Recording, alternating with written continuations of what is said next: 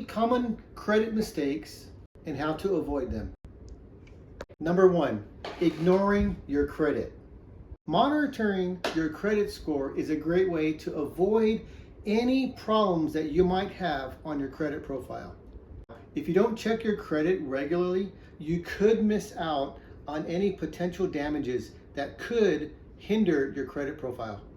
Now, as you go ahead and start maintaining your own credit report, you need to make sure that you don't find any issues that are going to damage your credit report, that are going to hinder yourself from any credit in the future. And you want to make sure you just don't ignore your own credit profile. A lot of people ignore it. You don't want to ignore this. Number 2, not paying your bills on time.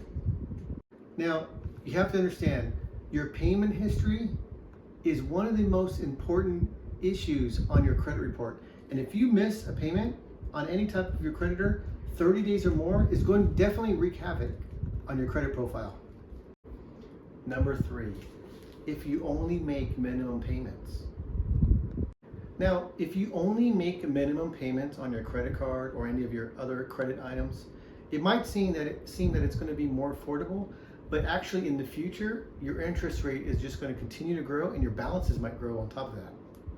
Now, if this is the case and your balance continues to grow, what also happens is that your utilization grows on your credit card or any other credit item that you have. And if your utilization continues to grow, it's going to definitely do damage on your whole credit report. Now, the number 4 issue on this list is if you are applying for multiple credit cards all at the same time. Now, every time you apply for a credit card, the lender will most likely, if not always, run a hard inquiry on your credit profile. And if that happens, they're just going to continue to add up, and that's going to do a damper on your credit profile. Now, every time you have a hard inquiry on your credit profile or credit report, what it's going to do is it's going to flag the potential creditor or lender, and it's going to continue to build up that you've had multiple times that you've tried to get a loan or some type of credit, and it's just going to keep adding up. And the more hard inquiries you have on your profile, your score is going to continue to go down, which will affect your credit profile overall. Now, item number 5, or I should say issue number 5, is taking on unnecessary credit. Now, many times in life, we have to take out loans, such as a mortgage, maybe an auto loan, or even a student loan for college purposes.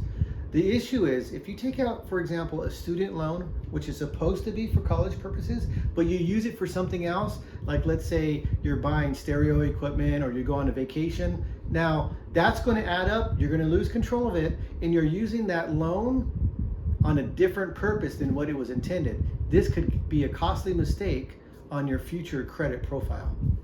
Now, the simplest way to avoid this last step is only apply for credit when you actually need it and use it for the purpose that it's intended. Don't use it for any frivolous spending or unnecessary wants. Make sure you use your loan for your loan, your credit for whatever the purpose is. And if you stay within that boundaries, that'll be a good guidance to keep on track of a good credit report. Now we're at number 6, which is closing credit card accounts. Now, when you have a credit card in good standing, which means you have been responsible with the credit card and you're using it for what its purpose is and you're making on-time payments, those are good credit issues. You don't want to cancel those credit cards because that helps you in the long run. What you don't want to do is cancel credit cards that are good for you. So when you cancel one of your good credit cards, which means you've made good payments, you've never missed a payment, you've been on time, when you cancel one of those, that actually hurts you because you lose that longevity and that history of your good payments and your good utilization and your good structure, which means you've been good to that credit card. When you cancel one of your good ones, you lose all that history, and that can also hinder your credit profile. Now we're at number 7, which is opting for long-term auto loans. Now, when you have an auto loan long-term, such as maybe 84 months, that's a long time. If you have an 84-month, for example, long-term loan, and it might seem at the time that it's going to be a good idea because your payment might be low, but the problem is a long-term auto loan will probably last longer than your automobile. For example, your automobile might devalue. You might lose the value in 3 or 4 years, but yet you have a large balance of your auto loan. And the problem is you might go underwater with the difference between the loan value and then the value of your automobile. So you're going to put yourself underwater, and that could possibly hinder your profile if you start becoming late, or you start missing payments, or you're just underwater if you're trying to get out of this car and you have such a large balance on this loan. Now, number 8, the final problem with credit profile is becoming complacent. See, here's the thing. Managing your money takes time. You have to actually do something. You have to manage your money, manage your cash flow.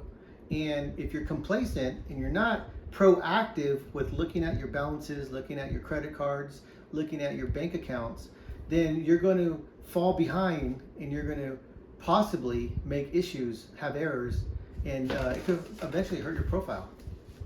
So if you do have credit and you do have loans, and sometimes it's hard to manage everything, one tip for you is put your items on or auto pay.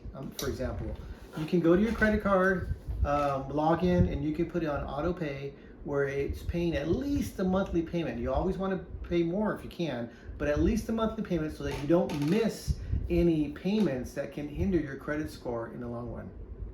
Now, building a good, strong credit profile actually takes time. It may even take years.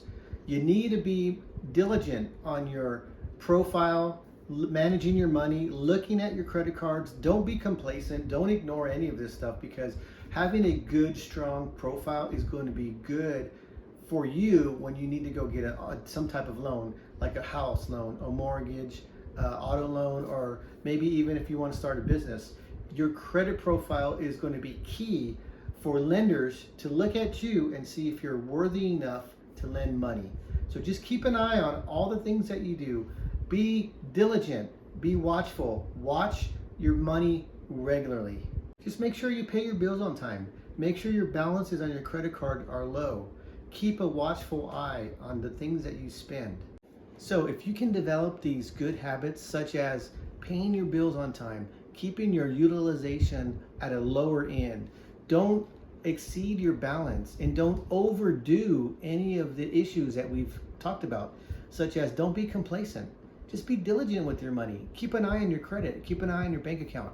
If you're good at this, it's a good start to get you on the good path of a good credit profile, which will lead you to better things in the future.